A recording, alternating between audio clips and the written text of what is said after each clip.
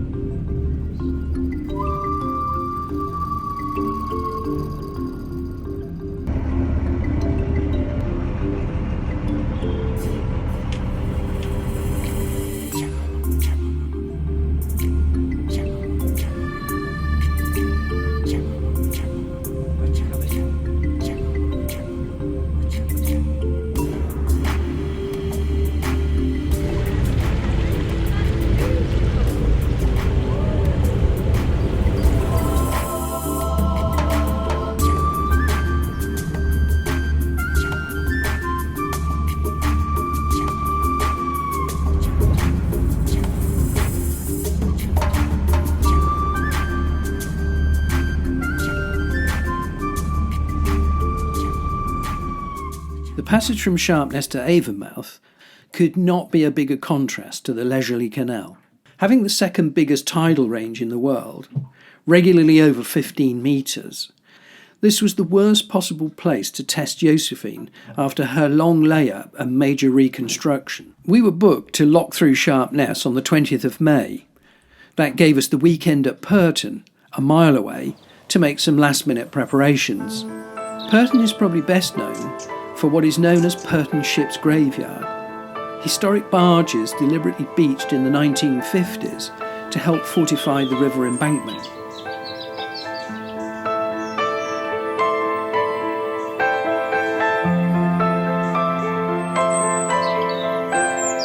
A little further down the canal is Sharp Ness Marina, where, if you followed our early videos, you will know I spent 2 years refitting Josefine's interior while Randy was away working in Copenhagen to pay for it all.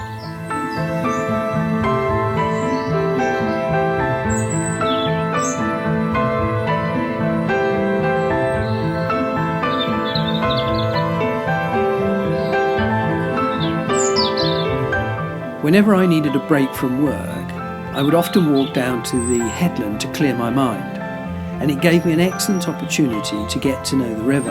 At high water on a calm day, the river is benign and big, but beneath that cloak is a beast as cunning as a Venus flytrap and as unstoppable as a raging bull.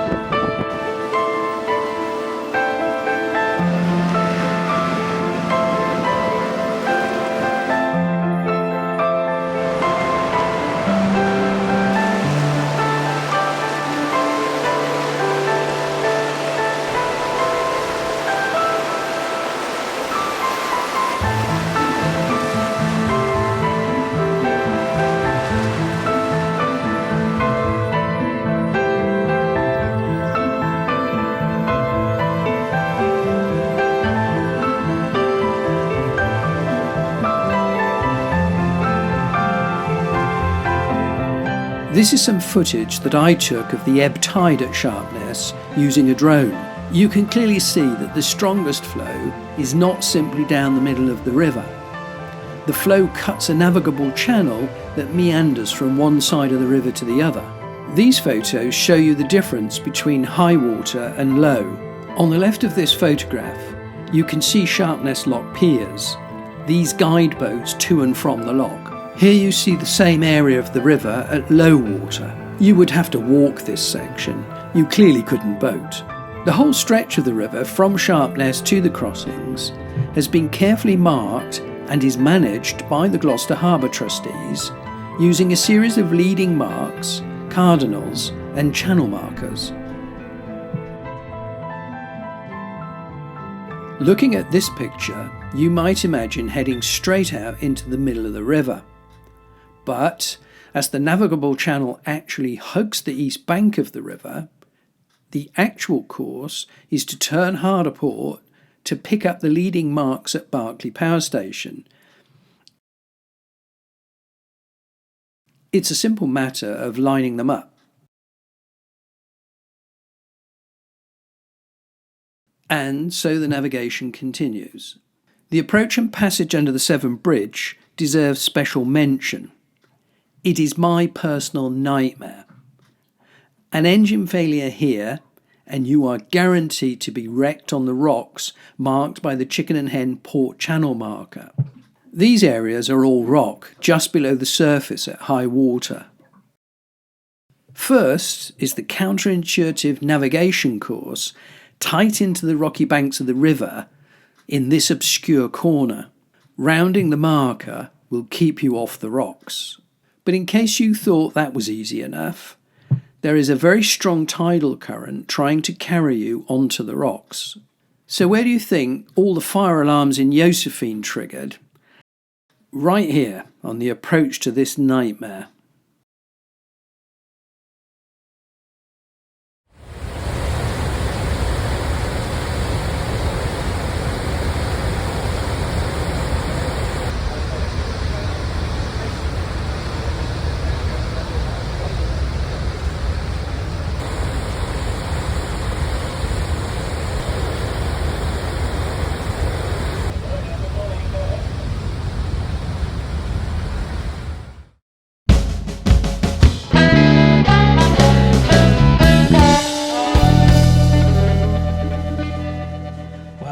Hello everybody, it's Monday, I think it's the 20th of May, I should know. It's a big day.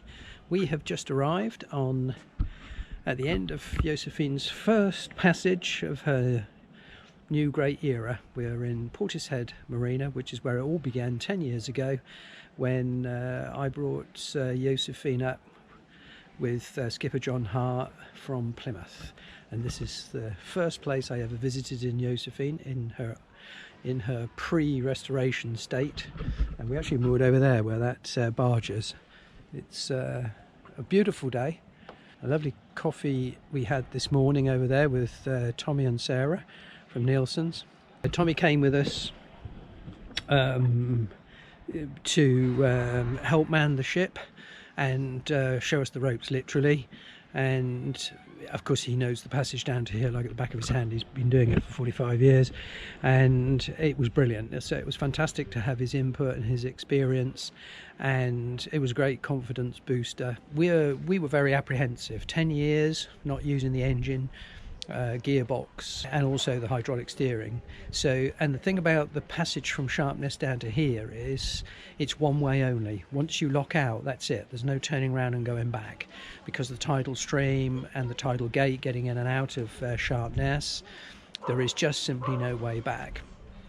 And so you're committed, and you're committed into a ship that we spent a lot of time on, but which has been completely and utterly untested. And yes, that was a very nervy moment, and particularly after about 5 or 10 minutes a smoke alarm went off in the engine room, and when I went down I found it was full of smoke, and you can imagine how I felt at that moment. But a quick look around soon tracked it down to an elbow joint on an exhaust. We were running the engine a lot harder than it's had in 10 years, no question about that. And so it was getting quite hot, hotter than normal. We have one other slight concern, a couple of bearings on the PTO drive shaft, which runs an engine-driven bilge pump and our generator, which charges the batteries. They're getting very hot, and I think they need to be re-engineered. The belts driving the bilge pump and the generator are probably bending the shaft a little bit, so that'll have to be re-engineered. But everything else went really well, and the further we got into the trip, and it was only a 3-hour trip, obviously the more relaxed we became, although it is a treacherous route and the conditions were not like they are as you see them now. The visibility was poor and there was a cold wind and it was mildly choppy, but I was hoping for it to have been a mill pond, but actually I think it boosted Randy's confidence as well, having that little bit of chop and realising she could deal with it, staggering around the deck. It was enough to make her stagger on the deck, which was sort of good. So there we are. That's where we're at the moment, and we've tied it up best we can. All our lines are coiled. Randy's getting good at that. We have been filming, and as soon as we settle down somewhere in a nice anchorage, I will put together the footage that I've already taken and hopefully bring you an episode quite soon. It's not going to be in the next few days because we've got quite a few challenging passages coming up. So we're leaving here tomorrow morning, for instance, on the 7 o'clock tide, and we're probably going to motor all the way through the night. So we'll be doing our first night passage on only our second passage on Josefine. Can't believe I said that. Anyway, worth a mention. Isn't it pretty here? Those lovely buildings.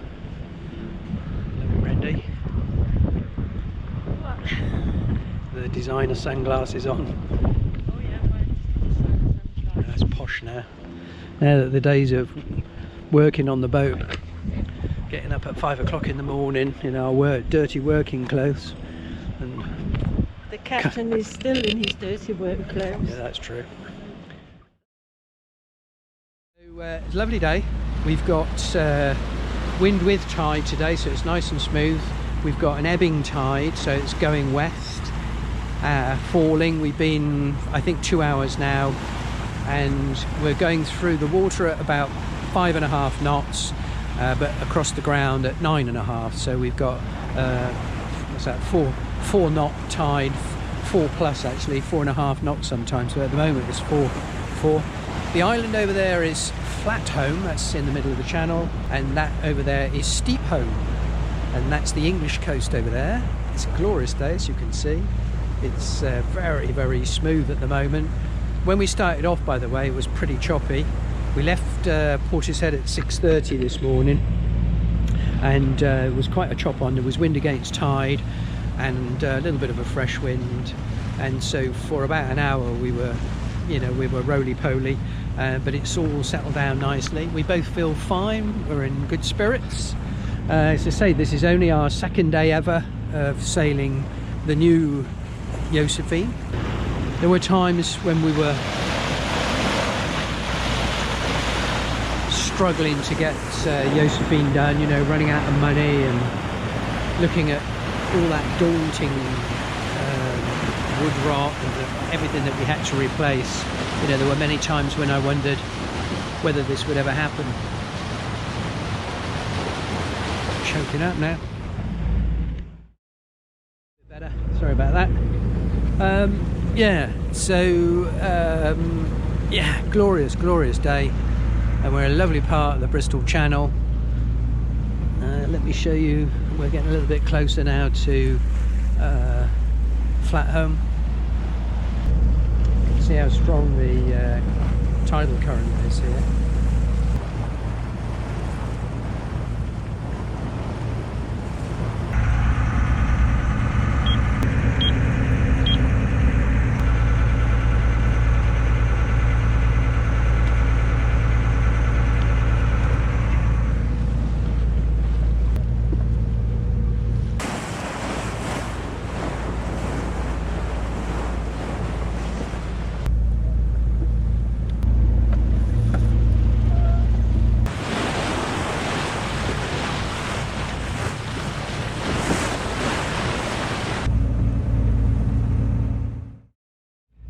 Hello again, it's now 2:30 in the afternoon, and just look at this. We're set against the tide, so we're now going 5 knots forward and 1 knot backwards, so we're going 4 knots altogether across the ground, and it is just so silky smooth. I thought it was calm before, but just look at the state of the water here. It's so glassy.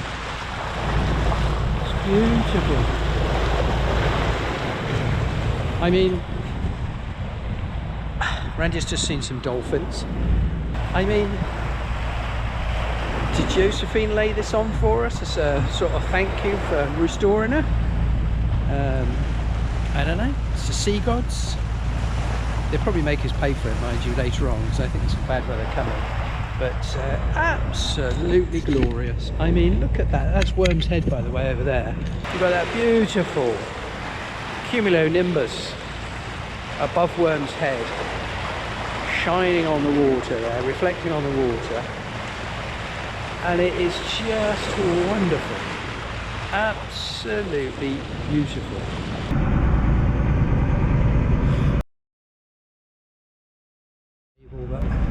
Our discipline has gone out the window a little bit. I think we're just enjoying ourselves too much. Worm's Head, that's Worm's Head that you're looking at, so we're somewhere down here. We're around about here. We're going to go round here, up and into this bay up here, into Saundersfoot Bay, and anchor around about there. Hopefully, I mean, it's possible will we arrive in daylight? Let me think. Yes, possible. As you can see also in the distance there, that's where we're headed, right underneath that QNIM, which looks actually as if it might already be raining below it. It's hard to say. So we've had a fantastic day, truly fantastic day. I know it won't always be like this, but you know, you enjoy it while you have it, don't you? Enjoy it while you can.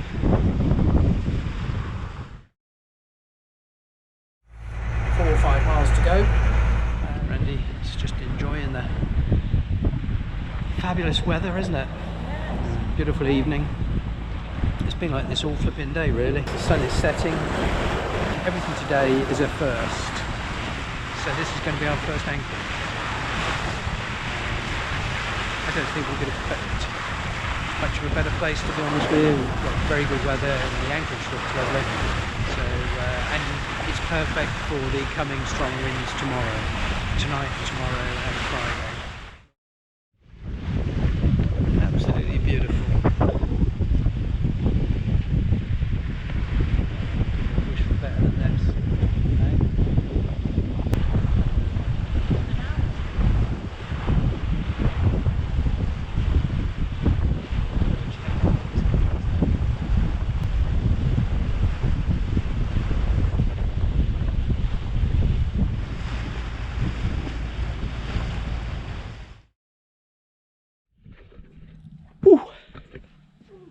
It's 20 to 8. Sunset in about an hour and 20 minutes, and it's very fitting that we should end the day on another first, because it's been a day of firsts. We have just done our very, very first ever anchorage with Josefine.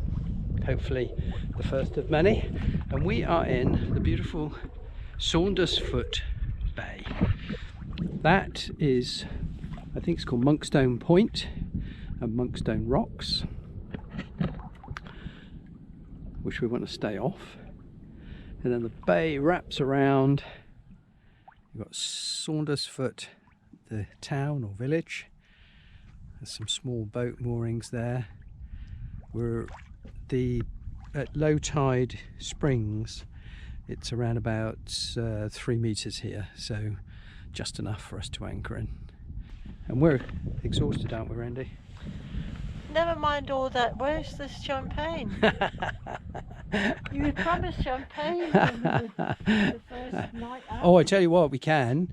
We'll have that lovely bottle of wine that Debs and Dominic bought for us. Yeah, we saved that. Yeah, we saved that. Yeah. There you go, we'll have that. We are absolutely knackered. It's been a fabulous day, absolutely brilliant. But of course it's always tiring, you know, there's always a bit of nervous energy. You never know quite how things are going to pan out with a completely new boat built, but I mean, you couldn't really ask for more than that, honestly. So there you go, that's our evening. We're going to down tools, so to speak, get the wine out and spend a happy afternoon. We're going to sleep in the wheelhouse. Yeah, we'll sleep. I'm looking forward to that. We'll sleep in the wheelhouse so that we're near to, you know, everything going on around us, and we'll be able to fix points on the land there to see if we're moving. And we'll set anchor watches as well. We've got there's one on our ASI, and we've got apps and things. Again, all first, never used them before, so I've got to now dig them out and learn how to set them up. So hopefully that won't be too difficult. So while Randy prepares our evening meal, which is going to be something spectacular, no doubt. No, it's Go not. on, go on. What is it? Just having some soup. Soup. And some bread. Right. Okay. Well, that'll do. Anyway, thank you for joining us today. I hope you enjoyed it. I hope you enjoyed it as much as we did. I don't suppose you would have, but after our experience today, you know, I would say to anybody out there who's restoring a boat like Josefine, keep at it. Keep at it, because it will be worth it. I promise you. Nighty night.